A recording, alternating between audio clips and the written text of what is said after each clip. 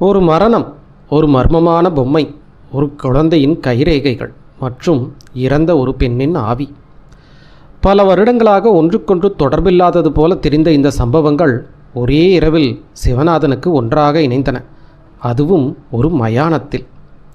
அந்த மயானத்தில் நள்ளிரவில் தனியாக தங்கியிருந்த சிவநாதன் அந்த மனிதனை சந்தித்தான். அவனுடைய தோற்றமே விசித்திரமாக இருந்தது. ஆனால் அவன் சொன்ன ஒரு விஷயம் சிவநாதனை அதிர வைத்தது. பல வருடங்களுக்கு முன்பு அந்த மயானத்தில் எரிக்கப்பட்ட ஒரு பெண்ணின் கதையை அவன் எப்படி தெரிந்து வைத்திருந்தான்? அதிலும் விஜயலட்சுமியின் பெயரை அவன் எப்படி சொன்னான்? அடுத்த நொடி அந்த மனிதனே அங்கே இல்லை. அவன் யார்? இது எப்படி சாத்தியம்? வாருங்கள், மாந்திரீகர் சிவநாதனின் மற்றும் ஒரு அமானுஷ்ய அனுபவத்தை பார்ப்போம். அத்தியாயம் 1. கவி காளிதாசர் சொன்னது போல, வானத்தில் கருமேகங்கள் திரண்டு வந்தாலே மனித மனம் ஏதோ ஒரு விளக்கமறியாத ஏக்கத்தில் மூழ்கிவிடுகிறது. நான் கவிஞன் அல்ல, ஆனால் வானம் இரண்டு மழை வரப்போகிறது என்று தோன்றினாலே எனக்கு சிவநாதனை பார்க்க வேண்டும் என்ற ஆசை வந்துவிடும்.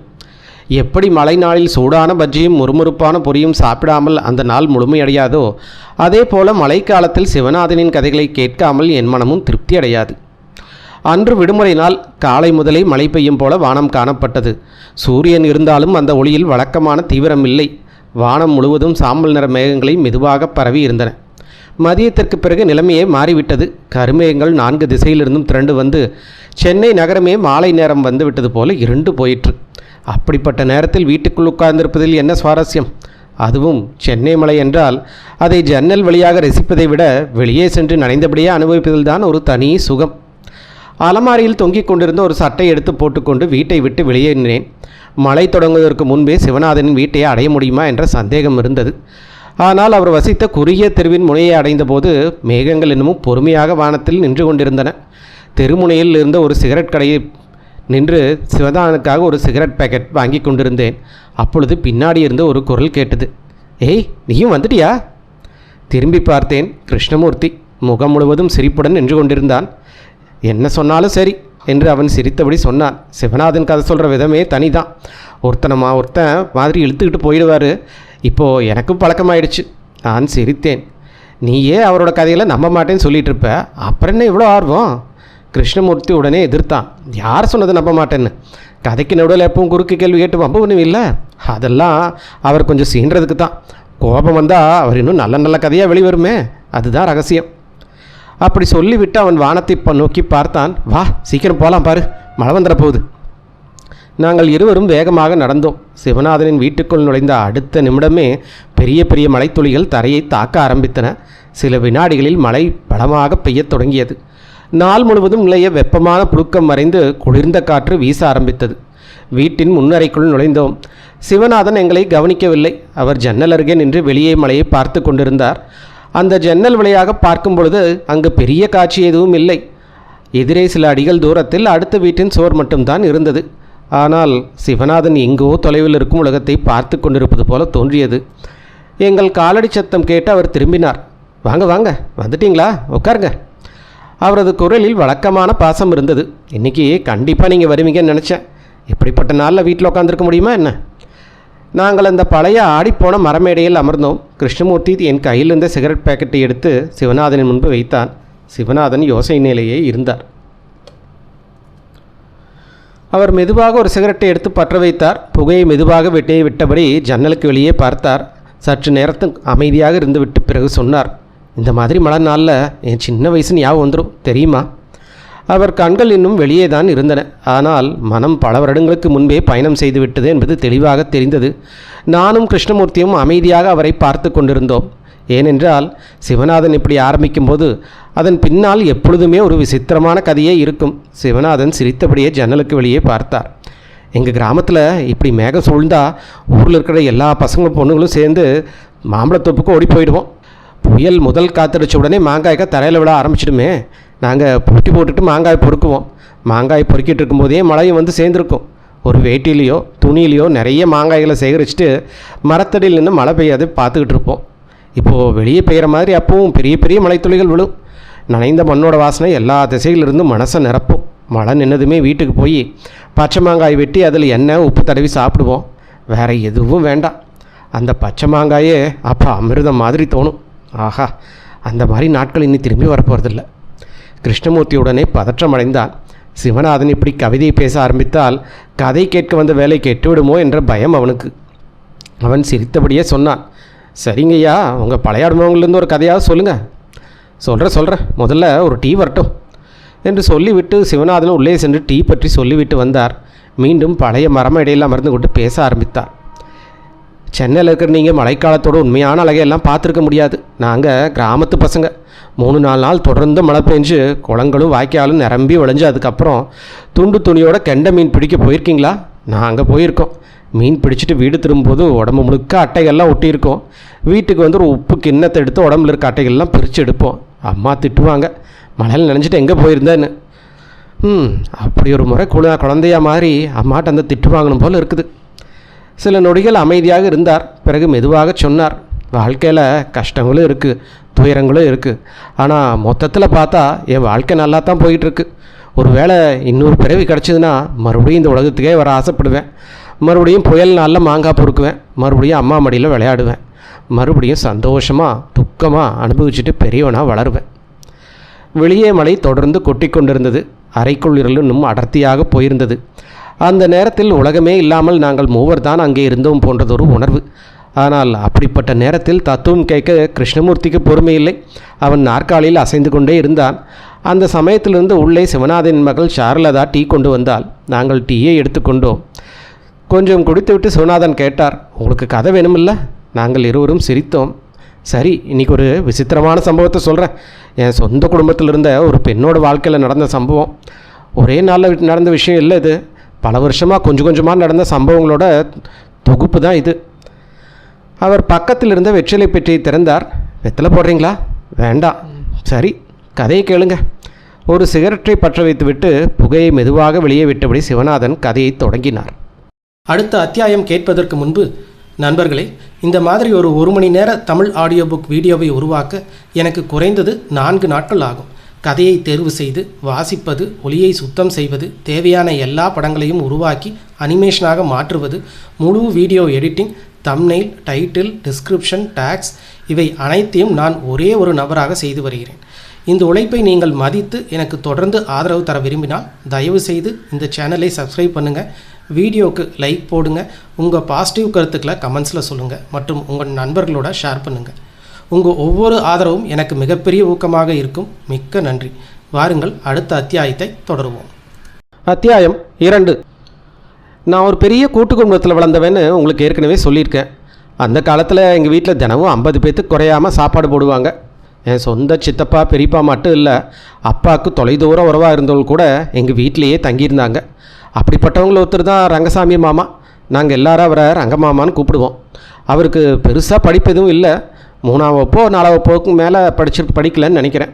ஆனால் உழைப்பில் அவருக்கு இணையும் இல்லை. காலையில் முதல்ல பார்த்தா கையில் மண்வெட்டி பிடிச்சிட்டு வீட்டில் பின்னாடி தோட்டத்தில் நிலத்தை கொத்திட்டு இருப்பார். சுரக்காய், பூசணிக்காய், பீக்கங்காய்னு கொடிகள் எல்லாம் நட்டு வச்சுட்ருப்பார். இல்லைன்னா கோடாய் எடுத்துகிட்டு போய் விறகுக்காக மரங்களை வெட்டிகிட்டு இருப்பார். அவருக்கு ஓய்வு நேரங்கிறதே கிடையாது. எப்பவும் ஏதாவது வேலை செஞ்சுக்கிட்டே இருப்பார்.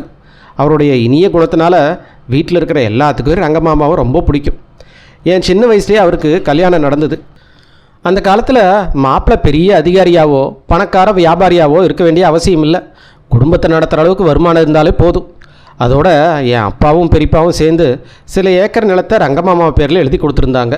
அந்த நிலத்தோட விளைச்சல் 2 பேர்த்தோட வாழ்க்கை வசதியாக நடத்துறதுக்கு போதுமாக இருந்துச்சு. கல்யாணம் கொஞ்சம் மாதத்துலேயே மீனாட்சியத்தை எங்கள் குடும்பத்திலோட அத்தனை பேர்த்தோட மனசையும் கவர்ந்துட்டாங்க. அவங்கக்கிட்ட அகந்தங்கிறதே இல்லை. யாரோட வேலையாக இருந்தாலும் முன் வந்து உதவுவாங்க. எப்பவுமே சிரிச்ச முகம், உயர்ந்த குரலில் பேசவே தெரியாது. அப்படிப்பட்ட பெண்ணை யாருக்கு தான் பிடிக்காது. அவரோட அப்பா வீடு வந்து தமிழ்நாடு ஆந்திரா எல்லா பகுதியிலிருந்து ஒரு சின்ன ஊரில் இருந்துச்சு. அதனால் இருக்கலாம். கிராமங்களில் காணப்படுற குறுகிய மனப்பான்மை அவர்கிட்ட இல்லை. வீட்டில் அத்தனை பேர்த்துக்கிட்டே சரிசமமாக பழகுவார். ஆனால் அவருக்கு ரொம்ப பிடிச்சது எங்கள் சித்தப்பா மக விஜயலட்சுமி. அப்போது விஜயலட்சுமிக்கு 5 இல்லை 6 வயசு தான் இருக்கும். அவளும் மீனாட்சி அத்தைக்கிட்ட அளவில்லாமல் பாசம் வச்சுருந்தா. சாப்பிட்றதோ அத்தை கூட, மதியம் தூங்குறது அத்தை கூட, கதை கேட்குறது அத்தை கூட தான். நாள் முழுவதும் அத்தையோட சேலை பிடிச்சிக்கிட்டே பின்னாடியே சுற்றிட்டு இருப்பா. மீனாட்சி அச்சை சிரிச்சடி போய் அடக்கடி சொல்லுவாங்க, விஜயலட்சுமி போன பிறவியில் பொண்ணாக இருந்திருக்கணும். 2-3 வருஷம் இப்படியே போச்சு. அதுக்கப்புறம்தான் விஜயலட்சுமி மயமாக வச்சு எங்கள் குடும்பத்தில் சில விசித்திரமான சம்பவங்கள்லாம் நடக்க ஆரம்பிச்சுது. முதல்ல அதை யாரும் பெருசாக எடுத்துக்கல. விஜயலட்சுமிக்கு ஏதாவது அமானுஷ்ய சக்தி இருக்குதுன்னு யாரோட மனசுலையும் தோணவே இல்லை. தோன்றதுக்கு வாய்ப்பே இல்லை. அவள் சாதாரண கிராமத்து குழந்தை தான். மற்ற குழந்தைகளை போலவே விளையாடுவா, சண்டை போடுவா, அழுவா, சிரிப்பா. ஆனால் 8 இல்லை 9 வயசில் நடந்த ஒரு சம்பவம் எங்கள் குடும்பத்தோட கவனத்தை அப்படியே கவர்ந்துருச்சு. அப்போது அது என்னன்னு புரியல. ஏன்னா அந்த அதிசயத்துக்கு பல விளக்கங்கள் சொல்லலாம். ஆனால் தொடர்ந்து அப்படிப்பட்ட சம்பவங்கள் நடந்துக்கிட்டே இருந்தால் அது வெறும் தற்செயல்னு சொல்லிட முடியாது இல்லை. விஜயலட்சுமி என் சித்தப்பாவோட மக. ஒரு நாள் காலையில் சித்தி பூஜை ரூமில் உட்காந்து வழிபாடு செஞ்சுட்டு இருந்தாங்க. விஜயலட்சுமி அவங்க கூட அமைதியாக உட்காந்துட்டு இருந்தான். பூஜை ஆரம்பிக்கிறதுக்கு முன்னாடி அவள் திடீர்னு கேட்டா, அம்மா எனக்கு பணியாரம் சாப்பிடும் போல் இருக்குது, சாயங்காலம் செஞ்சு தருவியா? சித்தி உடனே கோபிச்சுட்டா. என்னடி இது, நான் பூஜை செய்ய போகிற நேரத்தில் சாப்பாடு பற்றி தான் நினப்பு, போ எந்திரிச்சுங்கிருந்து. அம்மாவின் கண்டிப்பை கேட்டதும் விஜயலட்சுமி அமைதியாக இருந்துட்டா. பூஜை முடிஞ்சுது. சித்தி கைகளை கூப்பி இறைவனை வணங்கி எழுந்தபோது விஜயலட்சுமி மறுபடியும் கேட்டா, அம்மா சாயங்காலம் பணியாரம் பார்க்கலாம், இப்போ போ, எப்பவும் சாப்பாட்டை பற்றியே நினைக்கக்கூடாது என்று சொல்லிவிட்டு சித்தி பூஜை ரூமை விட்டு வெளியே வர முயற்சி பண்ணாங்க. அப்போ திடீர்னு ஒரு விஷயத்துக்கு ஞாபகம் வந்தது. வீட்டு தெய்வமான குலதெய்வத்து சிலைக்கு முன்னாடி இருந்த வெள்ளக்கல் கோப்பையில் இருக்கிற தண்ணீரை இன்றைக்கி மாற்ற மறந்துட்டாங்க. ஐயோ என்று மனசில் நினச்சிட்டு மறுபடியும் உள்ளே போனாங்க. கோப்பையை எடுத்தாங்க. அது மேலே இருக்கிற கல்முடியை திறந்தாங்க. அடுத்த நொடியே அவங்க அப்படியே திகச்சு போயிட்டாங்க. அங்கே உள்ள தண்ணி இல்லை. அதுக்கு பதிலாக கோப்பை முழுசாக சூடாக பணியாரத்தால் நிரம்பி இருந்தது. அப்போ தான் சுட்டெடுத்தது போல் அதோட சூடு இன்னும் அப்படியே இருந்துச்சு. அன்றைக்கி வீடு முழுக்க ஒரே பரபரப்பாக போச்சு. அதுக்கு காரணம் இருந்தது. காலையில் முதலாக பூட்டியிருக்கிறது பூஜை அறையை. அதை முதல்ல திறந்தது சித்தி தான். அப்படி இருக்கும்போது மூடி இருக்கிற கப்புக்குள்ளே எப்படி பணியாரங்கள்லாம் வந்துச்சு? சிலர் சொன்னாங்க விஜயலட்சுமி தான் ஏதோ விளையாட்டுக்காக முன்னாடியே ஒழிச்சு வச்சுருப்பான்னு. ஆனால் அந்த விளக்கம் சரியாக பொருந்தலை. அவ்வளோ அதிகாலையில் அவளுக்கு யார் பணியாரங்கள்லாம் செஞ்சு கொடுக்கறது? அது மட்டும் இல்லாமல் தெய்வத்தோட முன்னாடி இருந்த பாத்திரத்தை தொடர்றதுக்கே அந்த காலத்தில் குழந்தைகள்லாம் பயப்படுவாங்க. அதனால் யாரோட மனசுலையும் ஒரு சின்ன சந்தேகம் மட்டும் பதிஞ்சிருச்சு. அதுக்கப்புறம் ஒரு மாதம் இருக்கும், மறுபடியும் ஒரு வித்தியாசமான சம்பவம் நடந்தது. அன்றைக்கி காலையில் விஜயலட்சுமி திடீர்னு பதிவாக முடித்தா, அம்மா இன்றைக்கி மத்தியானம் எனக்கு உருளைக்கிழங்கு மசிச்சு சாப்பாடோடு வேணும். இப்படி கேட்குறது அது சாதாரணமாக தோணலாம். ஆனால் அந்த காலத்தில் கிராமங்களில் உருளைக்கிழங்கு சாதாரண காய்கறி இல்லை. வீடுகளில் அப்போ இருக்கிறது இல்லை. அந்த நாளில் யாராவது விருப்பப்பட்டு வாங்கிட்டு வந்தால் தான் உண்டு. சித்தி சொன்னான், இப்போ வீட்டில் உருளைக்கிழங்கு இல்லைம்மா, சாப்பாடு கூட அடுப்பில் ஏற்றிட்டாங்க, சாயங்காலம் சந்தைக்கு போயிட்டு வரும்போது வாங்கிட்டு வரேன். அம்மாவோட குரலை கேட்டு விஜயலட்சுமி அமைதியாட்டா. கொஞ்ச நேரம் கழித்து சமையலேருந்து மீனாட்சியத்தை வெளியே வந்தால் கைகளை சேலையில் தொடச்சிக்கிட்டே ஆச்சரியமாக கேட்டா, அட சின்னம்மா, இவ்வளோ உருளைக்கிழங்கு சாப்பாட்டுக்குள்ளே யார் போட்டது? சித்தி புரியாமல் பார்த்தாங்க. உருளைக்கிழங்கா? நான் எதுவும் போடலையே. அப்போ யார் போட்டது? சாப்பாட்டை வடிக்கிறதுக்கு முன்னாடி கிளறி பார்த்தேன், சாப்பாடு முழுக்க உருளைக்கிழங்கு வெந்து கிடக்குது. 10-12 கிழங்காவது இருக்கும். வீட்டில் மறுபடியும் பரபரப்பு ஏற்பட்டது. இந்த முறை பெரியவங்க பலவிதமான விளக்கங்கள் சொல்ல முயற்சி பண்ணாங்க. ஆனால் யாரோட மனக்குழப்பமும் தீரல. வீட்டில் உருளைக்கிழங்கு இல்லை, சந்தை இங்கிருந்து 2 மைல் தூரத்தில் இருக்குது. அப்படி இருக்கும்போது விஜயலட்சுமி உருளைக்கிழங்கு எங்கிருந்து கொண்டு வந்து சட்டி பானைக்குள்ளே போட்டிருக்க முடியும்? அதுக்கப்புறம் நடந்த சம்பவத்தை மட்டும் யாராக்கும் எந்த விளக்கம் சொல்ல முடியல. அப்போ தான் குடும்பத்தினோட எல்லாத்துக்குமே விஜயலட்சுமி கிட்ட இயல்புக்கு அப்பாற்பட்ட ஏதோ ஒரு சக்தி இருக்கலாங்கிற நினப்பு தடவையாக வந்துச்சு. ஒரு தடவை சித்தப்பா ஒரு நில சம்பந்தமாக வேலையாக மாவட்டத்தோட தலைநகரத்துக்கு போயிருந்தார்.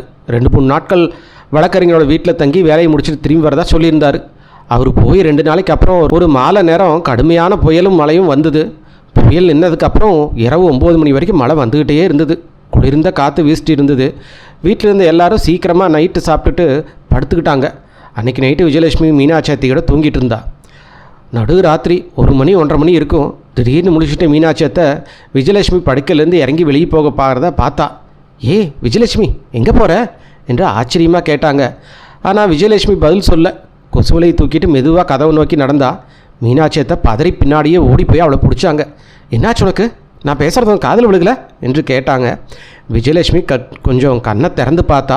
அவள் எதையோ பார்த்துக்கிட்டு இருக்கிற மாதிரி இருந்தது. அந்த பார்வை ரூமுக்குள்ளே இல்லை, எங்கேயோ ரொம்ப தூரத்தில் பார்த்துக்கிட்டு இருக்கிற மாதிரி. மீனாட்சியத்தை அவளை ஊக்கியபடியே கேட்டாங்க, என்னாச்சு சொல்லு. அப்போது விஜயலட்சுமி மெதுவாக சொன்னான், கதவை திறங்க, அப்பா வந்துட்டார். அவளோட குரலையும் முகவாத்தையும் பார்த்து மீனாட்சியத்திக்கு பயமாயிடுச்சு. உடனே சித்தி கூப்பிட்டாங்க.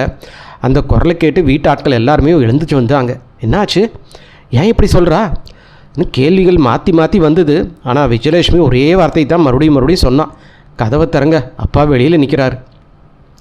கடைசியாக பெரியப்பா எரிச்சலோடு சொன்னார், சரி வா பார்க்கலாம் உன் அப்பா எப்படி வந்திருக்கான்னு சொல்லிக்கிட்டே கதவை திறந்தார். வெளியில் யாருமே இல்லை, மழை மட்டும் தூரிக்கிட்டே இருந்தது. அதுக்குள்ளே விஜயலட்சுமியோட முகமும் கொஞ்சம் கொஞ்சமாக இயல்பாக மாறி இருந்தது. எல்லாரும் அவளை திட்டிகிட்டே கதவை மூட போனாங்க. அந்த நேரத்தில் தான் தூரத்தில் இருந்த ஒரு மாந்தோப்பில் ஒரு வெளிச்சம் தெரிஞ்சுது. சில பேர்த்தோட குரலும் கேட்டது. பெரியப்பா உறக்க கூப்பிட்டாரு, யாரடாங்க? உடனே பதில் வந்தது, அண்ணா நான் தான். அது சித்தப்பாவோட குரல். உண்மையிலேயே அவர் தான். மாவட்ட நகரத்துலேருந்து திரும்புகிற வலையில் புயல் மலையில் சிக்கிட்டு இருந்தாங்க. பாதியில் ஒரு கிராமத்து பெரியவரோட வீட்டில் தங்கியிருந்தாங்க. அவங்க சாப்பிட வச்சு ஓய்வெடுக்க வச்சதும் ராத்திரி பாதுகாப்பாக வர 2 பேரை துணைக்கி அனுப்பியிருக்கிறாங்க. வீட்டு வாசல் இருந்துட்டுனா அத்தனை பேரும் சித்தப்பாவை வேப்போட பார்த்தாங்க. என்னென்னா இந்த ராத்திரியில் எல்லோரும் முடிச்சுக்கிட்டு இருக்கீங்க? பெரியப்பா மெதுவாக சொன்னார், ஒன்றும் இல்லை, உள்ளவா. அன்றைக்கி சம்பவம் பற்றி அதிகமாக பேசலை. ஆனால் அந்த நாளைக்கு அப்புறம் விஜயலட்சுமியோட விசித்திரமான திறமையை குடும்பத்தார் மனதார ஏற்றுக்கிட்டாங்க. அத்தியாயம் 3. சில மாதங்கள் அமைதியாக நடந்துச்சு.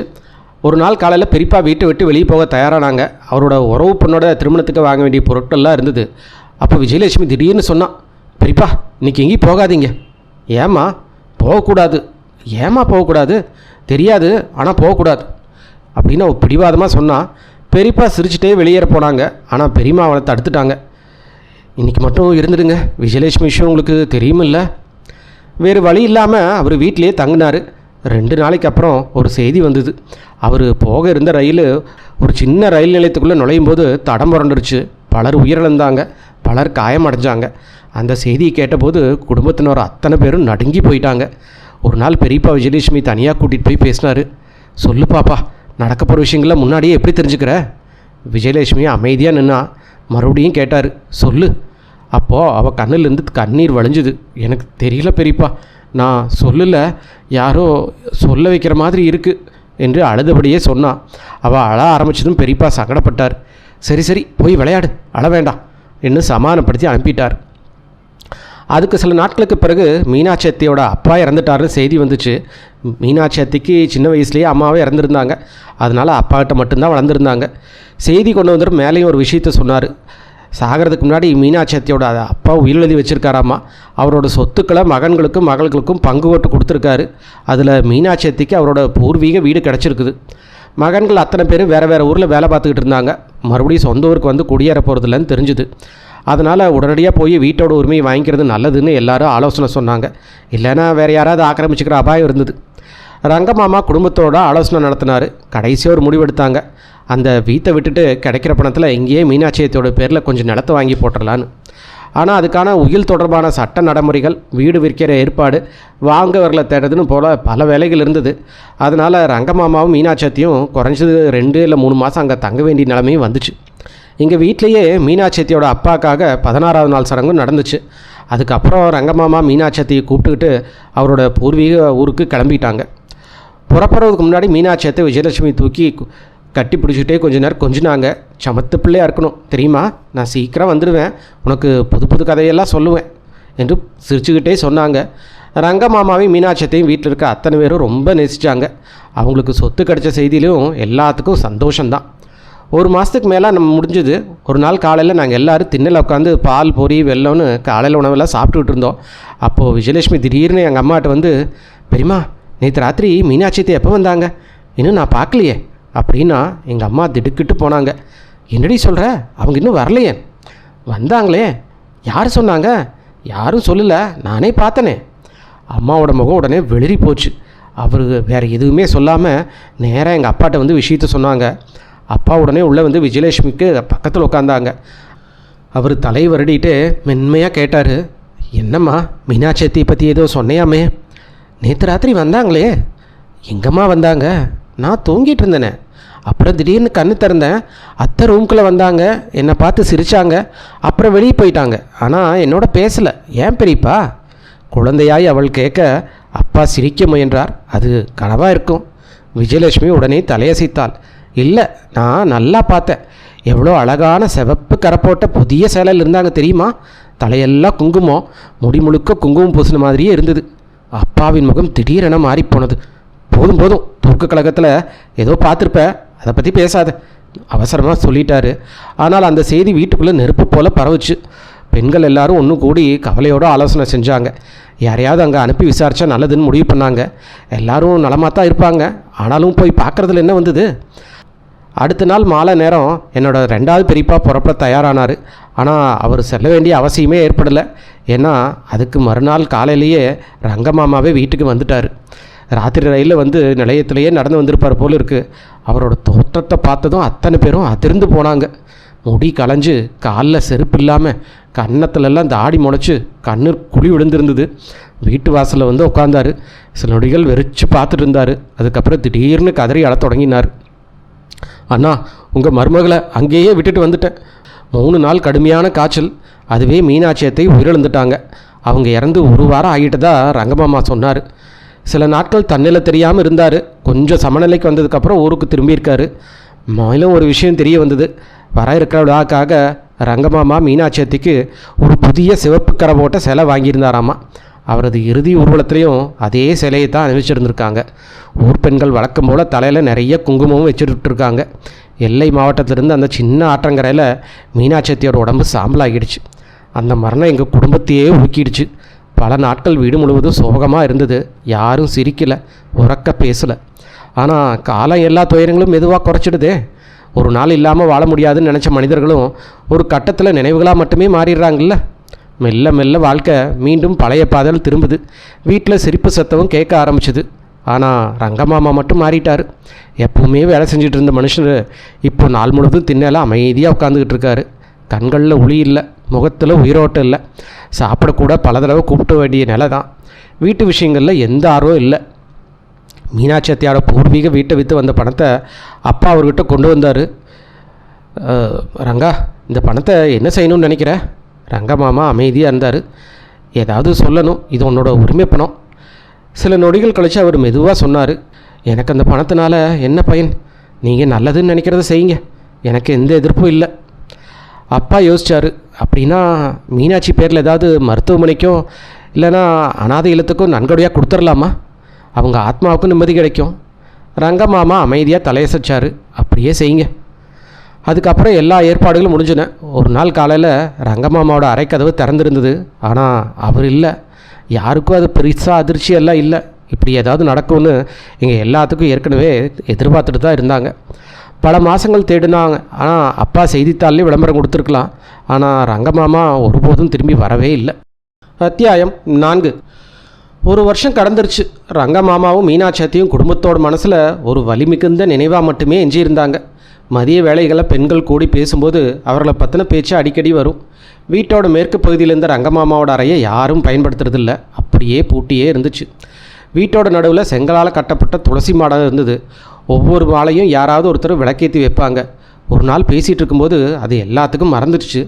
இருள் படர ஆரம்பிக்கும் போது தான் 2வது பிரியமா திடீர்னு சொன்னாங்க, ஐயோ, துளசி மாடத்தில் விளக்கு வைக்கவே மறந்துட்டுமே. விஜயலட்சுமி, ஒரு சின்ன விளக்கை கொண்டு வைமா. விஜயலட்சுமி விளக்கு எடுத்துகிட்டு வெளியே போனாங்க. கொஞ்சம் நேரத்துலேயே வெளியிலிருந்து அவளோட அலறல் சத்தம் கேட்டுச்சு. 1 தடவை இல்லை, 2 தடவை. வீட்டில் இருந்த பொண்ணுங்க எல்லாம் பதறி ஓடி போனாங்க. ஆண்களை உடனே வெளியில் பாய்ந்தாங்க. துளசி மாடத்து அருகே நின்றுக்கிட்டு இருந்த விஜயலட்சுமி பயத்தில் நடுங்கிட்டு இருந்தா. அவள் கையிலிருந்து விளக்கு கீழே விழுந்து உடஞ்சிருந்தது. எண்ணெய் முற்ற முழுக்க சதிரிந்தது. என்னாச்சு? ஏன் கத்துன? அத்தனை பேரும் பதட்டமாக கேட்டாங்க. விஜயலட்சுமி நடுங்கி கையில் நீட்டி ரங்கமாமாவோட பழைய அறையை சுட்டி காட்டினா. மீனாட்சியத்தை பார்த்தேன், அங்கே நின்றுட்டு இருந்தாங்க. அந்த ஒரு வார்த்தையோட எல்லாரும் அமைதியாயிட்டாங்க. விஜயலட்சுமி பொய் சொல்கிறது கிடையாது. மேலும் அவளோட விசித்திரமான திறமையை குடும்பத்தினர் இப்போது மறக்க முடியாத நிலைமையில் இருந்தாங்க. ஆனால் அப்பா மட்டும் தைரியமாக பேச முயற்சி பண்ணார். அடடா, இருட்டில் ஏதாவது தவறாக பார்த்துருப்ப. விஜயலட்சுமி உடனே மறுத்து தலையாசிச்சா. இல்லை பெரியப்பா, நான் நல்லா பார்த்தேன். வெள்ளை சேலை கட்டியிருந்தாங்க. அறையிலேருந்து வெளியே வந்தாங்க. என்னை பார்த்து ஏதோ சொன்னாங்க. அப்புறம் திரும்பி உள்ளே போயிட்டாங்க. அப்பா உடனே ரங்கமாமாவின் அறைக்கு சென்று கதவை பார்த்தாரு. போட்டு அப்படியே இருந்தது. இது எப்படி சாத்தியம்? பாரு, கதவுன்னு பூட்டி தான் இருக்குது அப்படின்னு சொன்னார். எப்படியோ விஜயலட்சுமியை சமாதானப்படுத்தி உள்ளே கூட்டிகிட்டு போனாங்க. அன்றைக்கி சம்பவம் அப்படியே மறந்து போனது போல் தோணுச்சு. ஆனால் அதுக்கப்புறம் விஜயலட்சுமி அடிக்கடி மீனாட்சியத்தை பார்க்க ஆரம்பித்தா. சில சமயம் பட்ட பகலில் கூட. அத்தை ஏதோ சொல்கிற மாதிரி இருக்குது என்ன சொல்லுவா. ஒரு நாள் பெரியம்மா கேட்டாங்க, என்ன சொல்கிறாங்கன்னு புரியுதா? இல்லை, வாய் அசைகிறது தெரியும், ஆனால் சத்தம் கேட்காது. அப்படின்னா என்ன பேசுகிறாங்கன்னு தெரியும்? தெரியல, ஆனால் ஒரு விஷயம் மட்டும் தெரியும். என்ன? அத்தைக்கு ரொம்ப கஷ்டமாக இருக்குது. அதை எப்படி சொல்கிற? முகத்தை பார்த்தாலே தெரியும், ரொம்ப வலியில் அவதிப்படுற மாதிரி இருக்குது. இந்த சம்பவங்கள் குடும்பத்தினரை ஒரு அச்சத்தில் ஆழ்த்துச்சு. கடைசியாக சித்தப்பா இங்கேருந்து ஒரு மந்திரவாதி கூப்பிட்டு வந்தார். அவரை பார்த்த உடனே எனக்கு நம்பிக்கை வரல. அப்போது நான் கொஞ்சம் பெரியவனாயிருந்தேன். சாமியார்கள், சித்தர்கள், மந்திரவாதிகள்னு கொஞ்சம் பேர்த்த நான் ஏற்கனவே சந்திச்சிருந்தேன். யார் உண்மையானவங்க யார் போலியானவங்கிறத ஓரளவு உணரத் தொடர்ந்திருந்த நேரம் எனக்கு. அந்த மனுஷன் 2 மணி நேரம் முற்றத்தில் பல விசித்திரமான சடங்குகள் எல்லாம் செஞ்சான். தரையில் சுண்ணாம்பால் வட்டங்களும் கோலங்களும் வரைஞ்சான். அது மேலே கடுகும் பச்சரிசியும் தூவினான். உறக்க மந்திரங்கள் சொன்னான். ஆனால் அதனால் எந்த மாற்றமும் நடக்கலை. அவன் கூலி வாங்கிட்டு போனான். அதே மாலை நேரம் விஜயலட்சுமி மறுபடியும் மீனாட்சியத்தையே பார்த்துருக்கா. அப்போது பெரிய மாளிகையோட ஒரு பக்கத்தில் சமையலறை இருந்தது. அம்மா அடுப்பில் தீ மூட்டிகிட்டு இருந்தாங்க. விஜயலட்சுமி பக்கத்தில் உட்காந்து காய்கறி நறுக்கிட்டு இருந்தா. திடீர்னு அவன் எந்திரிச்சின்னா, அதோ அதோ அத்தை போகிறாங்க என்று கத்தினா. அம்மா பதறி வெளியே ஓடி வந்தாங்க. விஜயலட்சுமி நீண்ட வராந்தாவை நோக்கி வெறிச்சு பார்த்துக்கிட்டு இருந்தா. பெரியம்மா, உங்களுக்கு தெரியலையா? அதுவும் தெளிவாக தெரியுது. எங்கே? அதோ நடந்து போகிறாங்க. திடீர்னு அவன் மேலும் சொன்னான், அவங்கக்கிட்ட ஏதோ இருக்குது. என்ன இருக்குது? ஒரு பொம்மை, ஒரு குட்டி பொம்மை. அம்மா இயல்பாகவே எதையுமே பார்க்கல. ஆனால் அந்த சொல்ல கேட்டதும் எல்லாரும் திகச்சிட்டாங்க. ஒரு இறந்த பெண்ணோட ஆவி கையில் பொம்மை எடுத்துகிட்டு நடக்கிறது கற்பனை செய்கிறதே விசித்திரம். ஆனால் விஜயலட்சுமி ஏதோ ஒன்று பார்த்துக்கிட்டு இருந்தாங்கிறது மட்டும் தெளிவாக தெரிஞ்சுது. இல்லைன்னா அந்த அளவுக்கு நுணுக்கமான விவரத்தை அவளால் கற்பனை செய்து சொல்ல முடியாது. அதுக்கப்புறம் இன்னொரு மந்திரவாதியை கூப்பிடணும்னு என் சித்தப்பா நினச்சாரு. ஆனால் இந்த முறை விஜயலட்சுமியை மறுத்துட்டா. வேண்டாம்ப்பா. ஏம்மா? மீனாட்சியத்தை என்னை எவ்வளோ நேசிச்சாங்க. இறந்த பிறகு என்னை காயப்படுத்துவாங்களா என்ன? எனக்கு தோணுது என்னை மறக்க முடியாமல் தான் வர்றாங்க. அதுக்கப்புறம் நாட்கள் கடந்தது. 2-3 மாதங்க எந்த சம்பவம் நடக்கலை. மறுபடியும் ஒரு நாள் விஜயலட்சுமி அத்தையை பார்த்து தான் சொன்னான், மனுஷ மனம் விசித்திரமானது. காலப்போக்கில் எதுக்கும் பழகிடுது. விஜயலட்சுமி மீனாட்சியத்தையுமே பார்க்குறது வீட்டாருக்கும் பழகிடுச்சு. அந்த காலத்தில் தான் நான் வீட்டை விட்டு வெளியேறினேன், குருவை தேடி. தாந்திரீக சாதனைகளில் எனக்கு அளவில்லாத ஆர்வம் ஏற்பட்டிருந்தது. உண்மையான குருவை தேடி எத்தனையோ ஊர்களை சுற்றினேன். சில நாட்கள் வீட்டுக்கு வருவேன், அதுக்கப்புறம் மறுபடியும் காணாமல் போயிடுவேன். அந்த காலத்தில் தான் மாதங்கி பைத்தியக்காரையை சந்திச்சிருந்தேன். அவள் சாதாரண பெண் இல்லை, எனக்கு நேரடியாக தீட்சை அளிக்கலை. ஆனால் பல மறைஞான சக்திகளை அருள் இருந்தாள். அப்புறம் பவானி ஆத்தங்கரையிலிருந்து அந்த மாயவல்லி தேவியோட அருளும் கிடச்சிது. அவளும் எனக்கு சில பீஜ மந்திரங்களின் சக்தியை வழங்கியிருந்தாள். அந்த அருள் தான் வாழ்க்கையில் பெரிய ஆபத்துகளில் என்னை எதுவும் தொடலை. நான் பெரிய சித்தன் இல்லை, சில சாதாரண சித்திகளை மட்டும்தான் பெற்றிருந்தேன். ஒரு முறை வீட்டுக்கு வரும்போது விஜயலட்சுமியோட திருமண பேச்சு நடந்துட்டு இருந்தது. கிருஷ்ணாநகர் பகுதியிலிருந்து ஒரு நல்ல வரன் வந்திருந்தான். பையனோட பெற்றவங்களுக்கு பெரிய கோரிக்கைகள்லாம் எதுவும் இல்லை. பெண்ணை பார்த்த உடனே அவங்களுக்கு பிடிச்சி போயிருந்தது. நல்ல நாள் குறிச்சா போதும். விஜயலட்சுமி உண்மையிலேயே அழகாக வளர்ந்துருந்தா. உயரமான உடம்பு, பளிச்சுன்னு நிறம், நீளமான கூந்தல், நீளமான கண்கள். அவளை பார்த்த உடனே எல்லாத்துக்கும் பிடிச்சிடும். நான் வீட்டில் இருக்கும்போதே மாப்பிள்ளை வீட்டார் வந்து விஜயலட்சுமிக்கு நிச்சயதார்த்தம் செஞ்சுட்டு போனாங்க. மாப்பிள்ளையோட அப்பா ரொம்ப இனிமையானவர், எப்போதும் முகத்தில் சிரிப்பு. கிராமங்களில் வழக்கமாக பார்க்குற அகந்தான் அவர்கிட்ட இல்லை. விஜயலட்சுமி பக்கத்தில் உட்கார வச்சு என் மகாலட்சுமின்னு ஆசீர்வாதிச்சார். 10 பவுன் தங்கச்சங்கிலியும் பரிசாக கொடுத்தாரு. ஒரு வருஷம் கழித்து வைகாசி மாதத்தில் திருமணம் நடத்த முடிவு பண்ணாங்க. அவங்களோட குடும்ப வழக்கப்படி மாப்பிள்ளைக்கு 24 வயசு நிறைவடைஞ்ச பிறகு தான் திருமணம் நடக்கணும். மாலை நேரத்தில் அவங்க கிளம்பி போனாங்க. ராத்திரி ரயிலை பிடிக்க வேண்டியதாக இருந்தது. அவங்கள ரயில் நிலையம் வரைக்கும் அழைத்து செல்ல எங்கள் வீட்டிலேருந்து சிலர் போயிருக்காங்க. அன்றைக்கி நைட்டு விஜயலட்சுமி அறையிலேருந்து அழுக சத்தம் கேட்டது. அம்மாவும் அப்பாவும் உடனே எந்திரிச்சு உள்ளே ஓடுனாங்க. விஜயலட்சுமி அவனோட அம்மா பக்கத்தில் தான் படுத்திருந்தா. அம்மா விழிச்சிருந்தது ஆச்சரியமாக பார்த்துக்கிட்டு இருந்தாங்க. ஆனால் விஜயலட்சுமி மட்டும் அடக்க முடியாமல் கண்ணீர் வடிச்சிட்டு இருந்தாங்க. நள்ளிரவில் கண் வெளுத்த விஜயலட்சுமி கொசுவலைக்கு வெளியே மீனாட்சியத்தை நின்றுட்டு இருக்கிறதா பார்த்ததா சொன்னான். அத்தை அவளை பார்த்தபடியே ஏதோ சொல்ல முயற்சி பண்ணியிருக்காங்க. ஆனால் எவ்வளோ முயற்சி பண்ணியும் அவங்க தொண்டையிலேருந்து ஒரு சத்தம் கூட வெளிவரல. அந்த முகம் அவ்வளோ வேதனை, அவ்வளோ சோர்வு. அதை பார்த்ததும் விஜயலட்சுமி அழத் தொடங்கியிருந்தா. ஏன் மறுபடியும் வர்றீங்க அத்தை? என்ன சொல்லணும்? உங்களுக்கு என்ன கஷ்டம் அப்படின்னு கேட்டிருக்கா. அதுக்கு பதிலாக மீனாட்சி அத்தை தன் கைகளில் பிடிச்சிருந்த ஒரு பொருளை அவள் பக்கமாக காட்டியிருக்கா. அது ஒரு பொம்மை, ரொம்ப அழகான பொம்மை. உண்மையான குழந்தை போலவே இருந்துச்சாம்மா. அந்த நேரத்தில் தான் விஜயலட்சுமி அம்மா விழிச்சிக்கிட்டு இருக்காங்க. அவங்க கண்ணு திறந்த அடுத்த நொடியே மீனாட்சி அத்தையோட உருவம் தூள் தூளாக செதறி மறைஞ்சிடுச்சான். மறுநாள் காலையில் வீட்டில் பெரிய ஆலோசனை கூட்டம் நடந்தது. விஷயம் ரொம்ப முக்கியமானது. விஜயலட்சுமியோட திருமணம் நிச்சயமாயிடுச்சு. திருமணத்துக்கு அப்புறம் இப்படி நடு ராத்திரியில் அலறல்கள் தொடர்ந்துச்சா மாப்பிள்ளை வீட்டுக்காரங்க என்ன நினைப்பாங்க? பின்னால் பெரிய பிரச்சனையாக மாறலாம் இல்லையா? என்ன செய்யலாம்? மறுபடியும் ஒரு மந்திரவாதி கூப்பிடலாமா? இல்லை வேறு ஏதாவது வழி இருக்கா? எல்லாரும் விவாதித்தாங்க. அத்தனை பேட கருத்தும் மந்திரவாதியை கூப்பிட்றது தான் முடிவு பண்ணாங்க. அதை பார்க்க எனக்கு வருத்தமாக இருந்தது. ஆவிகள் விளங்கும் மந்திரங்கள் இருப்பது உண்மைதான். ஆனால் கிராமங்களில் சுற்றி திரியிற பெரும்பாலான மந்திரவாதிக்கு அது எதுவுமே தெரியாது. எனக்கு தெரியும். ஆனால் மீனாட்சத்தையை நாங்கள் எல்லோரும் மனசார நேசிச்சிருக்கோம். அவங்கள விரட்டுறதுக்கு எந்த சடங்கும் செய்கிறதுக்கு எனக்கு மனசு இல்லை. அது மட்டும் இல்லை, அந்த மந்திரங்களை பயன்படுத்தும் போது விரட்டப்படும் ஆவிக்கு கடுமையான வேதனை வரும். அப்படிப்பட்ட துன்பத்தை மீனாட்சியத்தைக்கு ஏற்படுத்தவும் நான் விரும்பலை. ஆனால் வேறொரு வழி இருந்துச்சு. விஜயலட்சுமிக்காக ஒரு தாயத்து செய்யலாம். அதை அணிஞ்சிருந்தால் எந்த ஆவலையும் அவளுக்கு தோன்றாது. அதுக்கு தேவையான பொருட்களை திரட்டுறதும் ரொம்ப கடினமான விஷயம் இல்லை. சில அரிய பொருட்கள் வேணும். அதோட சரி, இது உங்களுக்கு சொன்னால் புரியாது என்று சிவநாதன் சிரித்தார். உடனே கிருஷ்ணமூர்த்தியும் சிரித்து விட்டான். உடனே தன்னை கட்டுப்படுத்தி கொண்டு சொன்னான், இல்லை இல்லை, நம்பாமல் சிரிக்கலை. நீங்கள் சில சமயம் எங்களுக்கே தெரியாத விசித்திரமான பொருட்கள் பேரெல்லாம் சொல்லுவீங்க.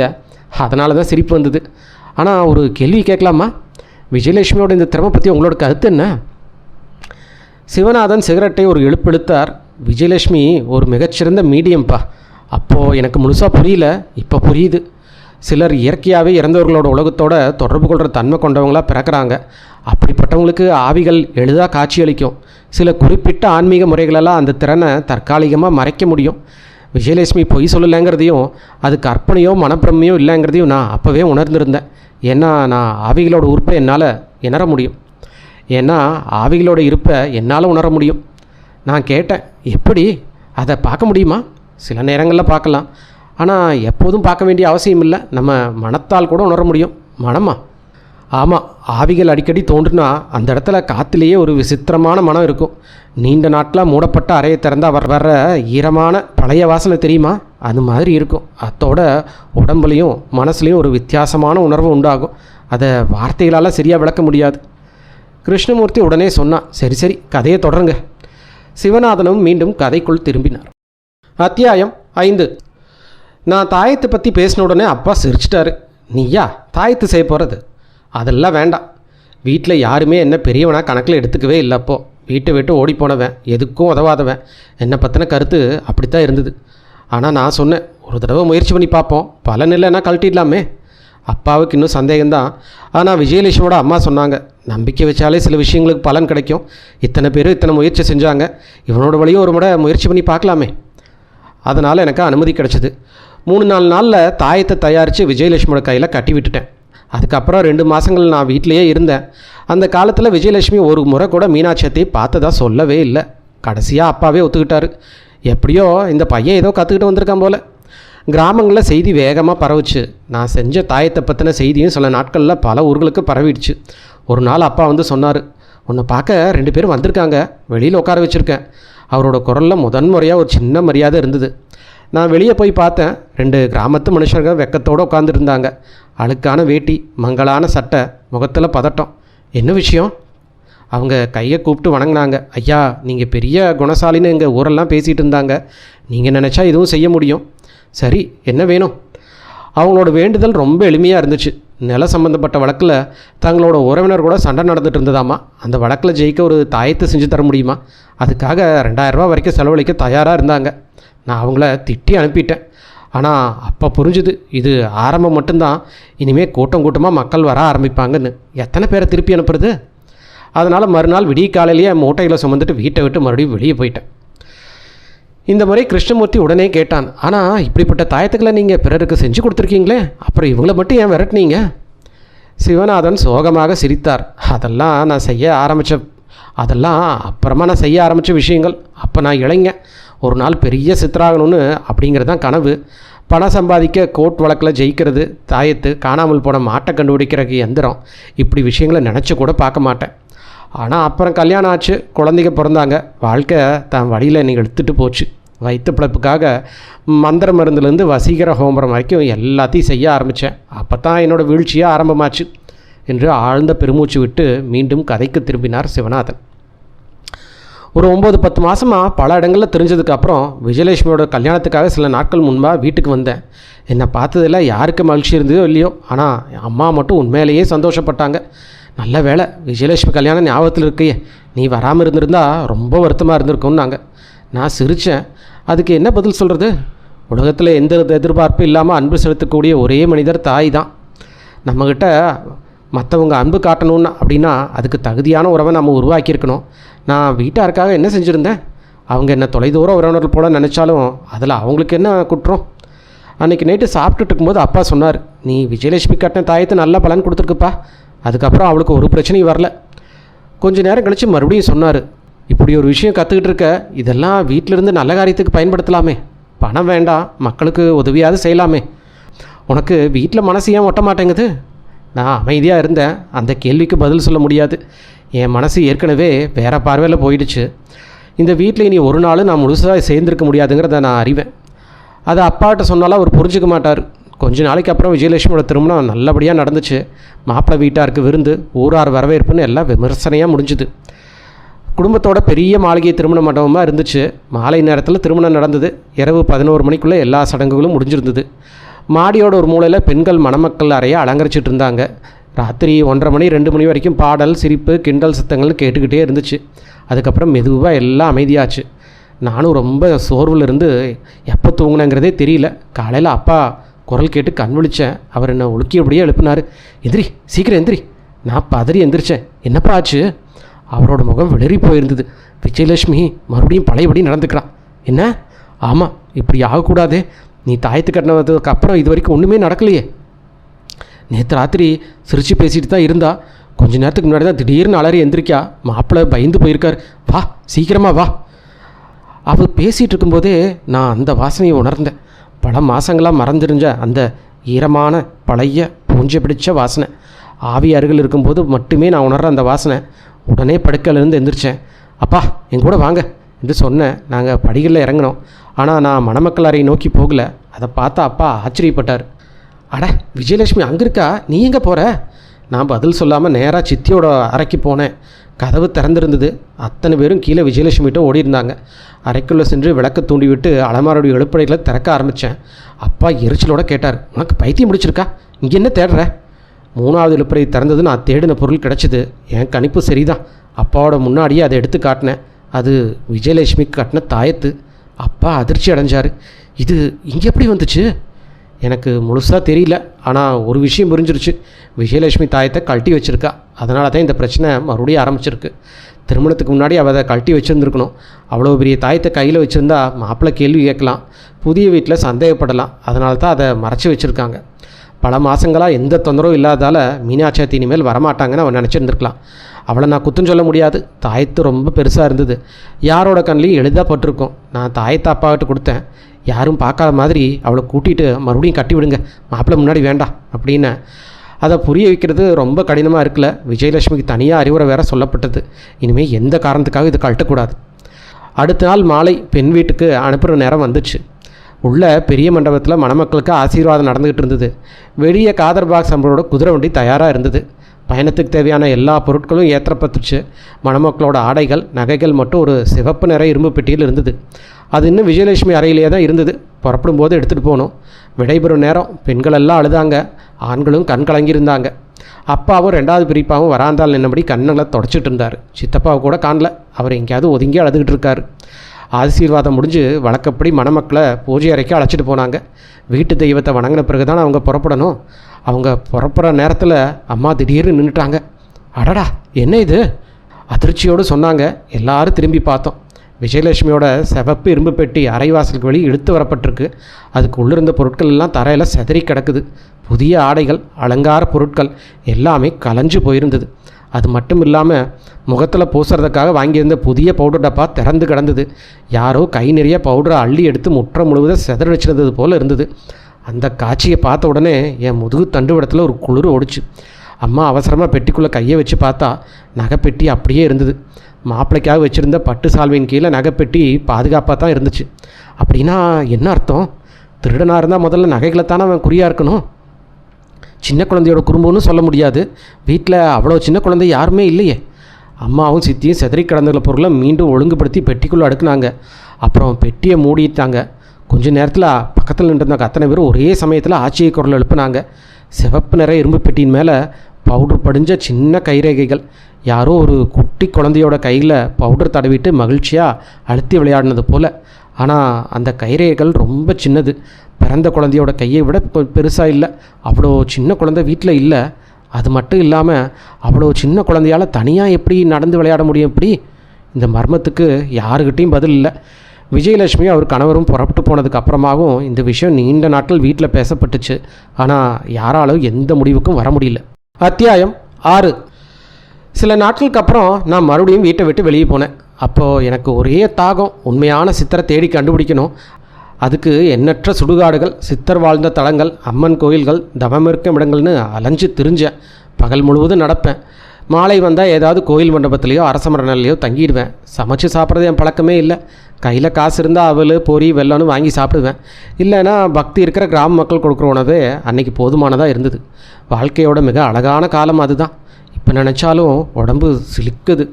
தலைக்கு மேலே திறந்தவானோ, காலடியில் முடிவில்லாத பாதை, நாளைக்கு எங்கே இருப்பேங்கிற கவலையே இல்லாத வாழ்க்கை. எத்தனையோ விசித்திரமான மனிதர்கள், எத்தனையோ அதிசயமான அனுபவங்கள். சில நேரங்களில் எனக்கு தோணும், நான் சாதனைக்காக வீட்டை விட்டு வெளியே வந்தேனா, இல்லை இந்த மாதிரியாக ஒரு பாதையோட மயக்கத்துக்காக வெளியே வந்தேனான்னு கூட தோணும். அப்படியே அலைஞ்சிட்டு இருந்த காலம் அது. சேலம் தருமபுரி எல்லைப்பகுதியில் ஒரு சின்ன ஊருக்கு போனேன். அங்கிருந்த மளிகை கடையில் அவலும் வெல்லமும் வாங்கிட்டு அந்த ஊரோட பேரை கேட்டேன். கடைக்காரன் சொன்னான், இது செம்புலியூருங்க ஐயா. நான் திடுக்கிட்டேன். என்ன சொன்னீங்க? செம்புலியூரா? ஆமாங்க ஐயா. ஏன்? ஒன்றும் இல்லை சொல்லிட்டேன். ஆனால் என் மனசு கனத்து போயிடுச்சு. ஏன்னா இதுதான் மீனாட்சி அத்தையோட அப்பா வாழ்ந்த ஊர். இங்கே தான் அவர் இறந்த ஊர். இதே ஊரில் தான் மீனாட்சி அத்தையோட வாழ்க்கையும் முடிஞ்சுது. பழைய நினைவுகள் அலை போல் மனசில் எழுந்துச்சு. எப்பவுமே சிரிச்ச முகத்தோடு சுற்றி திரிஞ்ச மீனாட்சி அத்தை, தோட்டத்தில் மண்வெட்டி ஏந்தி வேலை செஞ்ச ரங்கநாத மாமா. அத்தையோட மரண செய்தி கேட்டு அவர் கதறின நாள் என் கண்ணு முன்னாடி வந்து போச்சு. ஊரோட எல்லையில் ஒட்டி ஒரு பொன்னார் ஓடிட்டு இருந்தது. பெரிய ஆறு இல்லை, வேகமான நீரோட்டமும் இல்லை. ஆனால் 2 கரையிலையும் ரொம்ப தூரம் மனுஷங்க வசிக்காதனால அந்த இடத்துல ஒரு விசித்திரமான அமைதி நிலவுச்சு. ஆத்தங்கரையில் தான் செம்புலியூரோட மயானமும் இருந்துச்சு. சிவப்பு மண்மேடுகளுக்கு இடையில் மயானத்துக்கு வர்றவங்க தங்குறதுக்காக அமைக்கப்பட்டிருந்த ஒரு சின்ன கூரை மட்டும்தான் அங்கே இருந்துச்சு. நான் அங்கே போகும்போது சூரியன் மறைஞ்சிட்டு இருந்தது. அன்றைக்கி வளர்பிறை நாட்களில் ஒன்று, இரவில் நல்ல நிலவொளி இருக்கும். மயானங்களில் தங்குறது எனக்கு ஒன்றும் புதிய விஷயம் இல்லை, பயப்படவே இல்லை. ஆத்தங்கரையில் உட்காந்து அவலும் வெல்லமும் சாப்பிட்டேன். அதுக்கப்புறம் ஆற்றுல இறங்கி தண்ணி குடித்தேன். அதுக்குள்ளே பகல் ஒளி முழுசாக மறந்துருச்சு. வளர்பிறை நிலவு எந்திரிச்சு சிவப்பு மண்ணோட மேலே வெள்ளி ஒளியை பரப்புச்சு. ஆற்றங்கரை வெண்மணல் போல் நிலவொளியில் மின்னுச்சு. அப்படிப்பட்ட காட்சியை நகரத்தில் வாழ்வங்க நிச்சயமாக பார்க்க முடியாது. நகரங்களில் முழு நிலவும் அமாவாசையும் உயிரிழந்ததாக தான் தோணும். உடல் முழுவதும் களைப்பாக இருந்துச்சு. அன்றைக்கி சீக்கிரமாக படுத்துக்கலான்னு கூட நினச்சேன். வெளியில் படுக்கிறத விட அந்த குறைக்குள்ளே படுத்தா வசதியாக இருக்குமே அப்படின்னு நினச்சி மயானத்திலிருந்து அந்த ஓய்வறைக்குள்ளே நுழைஞ்சேன். வெளியில் நிலவொளி இருந்தாலும் உள்ளே இருட்டாக இருந்துச்சு. முதல் பார்வையில் அது காலியாக இருக்கிற மாதிரி தோணுச்சு. ஒரு மூலையில் சில வைக்கோல் கட்டுகள் மட்டும் இருந்தன. நல்லது தான். அதை விரித்து ஒரு சின்ன படுக்கை போல் அமைச்சுக்கிட்டேன். பீடியை பற்ற வைக்க தீக்குச்சி உரசினேன். அந்த கன ஒளியில் தான் முதல்ல அவனை பார்த்தேன். அறையில் இன்னொருத்தனும் இருந்தான். இதுவரை கவனிக்கவே இல்லை. எப்போ வந்து அங்கே உட்காந்துருந்தான்? மேலே சட்டை இல்லை, அழுக்கு பிடிஞ்ச வேட்டி, நீண்ட முடி, முகம் முழுவதும் தாடி. தீக்குச்சி ஒளி பட்டதும் முகத்தை கையால் மூடிட்டான். தீக்குச்சி தூக்கி எறிஞ்சேன். பீடியை 2 எடுப்பு இழுத்துட்டு கேட்டேன், யார் நீ? இங்கே என்ன செஞ்சுக்கிட்டு இருக்க? இருட்டில் அவன் உட்காந்துருந்த திசையை நோக்கி கேட்டேன். முதல்ல பதில் இல்லை. சில நொடிகள் கடத்து உடஞ்ச கரகரப்பான குரல் ஒன்று கேட்டுது. இந்த மயானத்தில் தான் இருக்கேன். பிணங்களை எரிக்க உதவி செஞ்சு வாழ்கிற மனிதர்கள் பல மயானத்தில் இருப்பாங்க. இவனும் அப்படிப்பட்ட ஒரு மனுஷன் நினச்சேன். இருக்கேன்னா என்ன வேலை செய்கிற? சடலங்களை இருப்பியா? இல்லை. அப்படின்னா? சும்மா இருக்கிறேன். மயானத்தை சுற்றி திரியிறேன். என் அனுபவத்தில் இப்படிப்பட்ட மனிதர்கள் அதிகமாக பேச மாட்டாங்க. தங்களை பற்றி சொல்லவும் விரும்ப மாட்டாங்க. அதனால் பேச்சை மாற்றினேன். பீடி வேணுமா? வேண்டாம். விசித்திரமான மனுஷன். நான் பேச்சை வளர்க்க முயற்சி செஞ்சேன். ஆனால் அவனுக்கு அதில் எந்த ஆர்வம் இல்லை. உண்மையை சொன்னால் நகரத்து நாகரீக மனிதர்களை விட இப்படி பாதையோரத்தில் வாழ்கிற மனிதர்கள் தான் எனக்கு எப்போவுமே அதிக ஈர்ப்பை ஏற்படுத்துவாங்க. ஆனால் இவன் முற்றிலும் மூடி உட்கார்ந்துருந்தான். அவனோட குரலும் விசித்திரமாக உடைஞ்சிருந்தது. சளி பிடிச்சிருக்கோ? சில நொடிகள் அமைதியாக இருந்தேன். அதுக்கப்புறம் வாழ்க்கையோட தொடர்பில் ஏதாவது விஷயத்தை பற்றி பேசுவானோ அப்படின்னு நினச்சேன். அறையோட 2 மொழிக்கு நோய் திரும்ப பார்த்தேன். நான் அந்த இருளை நோக்கி பார்த்தபடியே கேட்டேன், நீங்கள் எத்தனை நாளாக இருக்க? பல வருஷமாக. இந்த மயானத்தில் ஏதாவது விசித்திரமான சம்பவம் நடந்ததுண்டா? மறக்க முடியாத அனுபவம் ஏதாவது? இதுவரை உயிரில்லாத குரலை பதிலளிச்சுவன் முதல் முறையாக சற்று ஆர்வத்தோடு பேசினான். ஏன் இல்லை, என் வாழ்நாளில் மறக்க முடியாத ஒரு சம்பவம் இங்கே நடந்திருக்கு. நான் நேராக உட்காந்தேன். என்ன சம்பவம்? சில நொடிகள் அமைதி. பிறகு இருளுக்குள் இருந்து அவனோட குரல் கேட்டது. பல வருஷத்துக்கு முன்னாடி ஒருத்தன் தன் மனைவியோட உரலை அடிக்க இந்த மயானத்துக்கு கொண்டு வந்தான். இளம் பெண்ணு, சிவப்பு கரை போட்ட சேலை ஆரம்பிச்சிருந்தா, நெத்தியில் குங்குமம் நிறைஞ்சிருந்தது. ஆற்றங்கரையில் அங்கே ஒரு சிவப்பு மண்மேடு இருக்குதே, நிலவொளியில் தெரியுதா? நான் வெளியில் பார்த்தேன். ஆற்றங்கரையில் உண்மையிலேயே ஒரு உயரமான மண்மேடு தெரிஞ்சது. அவன் தொடர்ந்தான். அதோட அருகில் உட்காந்து தான் அந்த மனுஷன் அழுதுகிட்டு இருந்தான். தன் மனைவியை உயிராக நேசித்தவன் அவளை இழந்த துயரத்தில் உடஞ்சி போயிருந்தான். என் உடல் திடீர்னு இருந்துச்சு. இந்த கதை எனக்கு தெரிஞ்ச கதை போல் தோணுச்சு. இவன் மீனாட்சத்தியோட இறுதிச்சடங்கை பார்த்தவனா? அவங்க கொஞ்ச நாளாக வேலைக்காக இந்த ஊருக்கு வந்திருந்தாங்க. வேலை முடிஞ்சதும் திரும்பி போயிருக்கணும். ஆனால் அந்த பெண்ணால் திரும்பி போக முடியல. அவள் உயிரோடு இல்லை. அன்றைக்கி வானம் கருமையாக திரண்டு இருந்தது. மழை வந்துடுமோன்னு பயந்த சுடுகாட்டுக்காரங்க அவசர அவசரமாக சிதறி கிளறிட்டு இருந்தாங்க. அவள் இந்த ஊரில் தான் பிறந்தவ. மறுபடியும் இந்த ஊருக்கே திரும்பி வந்து இங்கேயே இறந்துட்டான். இப்போ எனக்கு எந்த சந்தேகமும் இல்லை. அவன் சொல்கிறது மீனாட்சியத்தியோட கதையைத்தான். எவ்வளோ விசித்திரமான தற்செயல். நான் வாழ்க்கையில் முதன்முறையாக இந்த ஊருக்கு வந்திருக்கேன். அதுவும் எந்த முன்னறிவுக்கும் இல்லாமல். வந்த உடனே இந்த மனுஷனை பார்க்குறேன். நான் கேட்டேன், அது சோகமான சம்பவம் தான். ஆனால் மனுஷங்க பிறக்கிறாங்க இறக்குறாங்க, அதனால் மட்டும் அது ஏன் உன் நினைவில் இவ்வளோ ஆழமாக இருக்குது? மறுபடியும் அமைதி. அவன் மூச்சுடுற சத்தம் கூட கேட்கல. உண்மையிலேயே அவன் இன்னும் அங்கே இருக்கானாங்கிற சந்தேகம் கூட எனக்கு வந்துருச்சு. சில நொடிகள் கழித்து அவன் மௌனமாக சொன்னான், அந்த பொண்ணோட வயிற்றில் ஒரு குழந்தை இருந்தது. நான் அதிர்ச்சியோடு எந்திரிச்சு உட்காந்தேன். என்ன சொல்கிறேன்? அது யாருக்கும் தெரியாது. அந்த பொண்ணுக்கு கூட முழுசாக தெரியல. இன்னும் கொஞ்சம் நாள் கழித்து புருஷங்கிட்ட சொல்லலான்னு நினச்சிருப்பா. ஆனால் அதுக்குள்ளே காலம் அவளுக்கு சந்தர்ப்பம் கொடுக்கல. சதையை கிளறும்போது சுடுகாட்டுக்காரனுக்கு அது தெரிய வந்தது.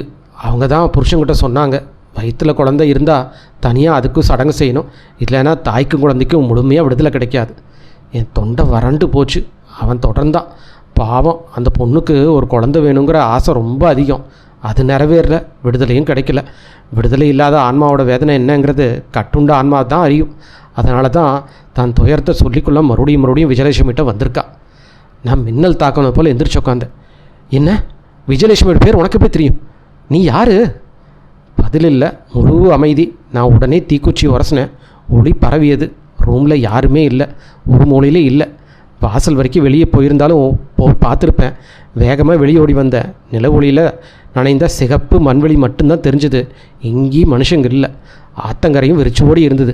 அவன் எங்கே போனான்? அந்த கணத்தில் தான் ஒரு காற்று வீசுச்சு. அதோடு சேர்ந்து அந்த பழக்கமான வாசனையும் வந்துச்சு. ஈரமான பழைய பூஞ்ச பிடிச்ச அறையோட வாசனை. ஆவியோட இருப்பை அறிவிக்கும் அந்த வாசனை. அந்த அறியாத மனிதன் யாருன்னு அது சொல்லிடுச்சு. நான் அமைதியாக நின்னேன். இப்போது எல்லா நிகழ்வுகளும் ஒரே நூலில் கூர்க்கப்பட்ட முத்துக்களை போல் தெளிவாக தெரிஞ்சுது. மீனாட்சி அத்தையோட அமைதியற்ற ஆன்மா விஜயலட்சுமிகிட்ட மறுபடியும் வந்திருக்குது. சிவப்பு பெட்டி மேல் இருந்தது குழந்தை கைரேகைகள். அத்தையின் கையில் அவள் பார்த்தது ஒரு பொம்மை. அதை அனைத்தும் ஒரே உண்மையை சுட்டி காட்டுச்சு.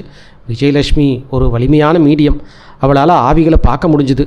ஆனால் ஏதோ காரணத்தால் அவத்தோட குரலை மட்டும் கேட்க முடியல. கேட்க முடிஞ்சிருந்தா இந்த மர்மம் பல வருஷத்துக்கு முன்னாடியே தீர்ந்திருக்கும். அந்த ராத்திரி முழுவதும் நான் ஆத்தங்கரையிலேயே உட்காந்துருந்தேன். விடிய காலையில் அங்கேருந்து புறப்பட்டேன். நேராக கயா போனேன். அங்கே மீனாட்சி அத்தைக்கும் அவளோட பிறக்காத குழந்தைக்கும் மோட்சம் கிடக்க வேண்டி பிண்டதானம் செஞ்சேன். சடங்கு முடிஞ்சுது. புரோகிதர் பொருட்களை ஒழுங்குபடுத்திட்டு இருந்தார். அப்போது திடீர்னு எனக்கு ஒரு எண்ணம் தோணுச்சு. நான் அவர்கிட்ட கேட்டேன், ஒரே சமயத்தில் இன்னொருத்தருக்கும் பிண்டதானம் செய்ய முடியுமா? ஏன் முடியாது? யாருக்கு செய்யணும் என்று புரோகிதர் கேட்டார். நான் மெதுவாக ரங்கநாத மாமாவோட பேரை சொன்னேன்.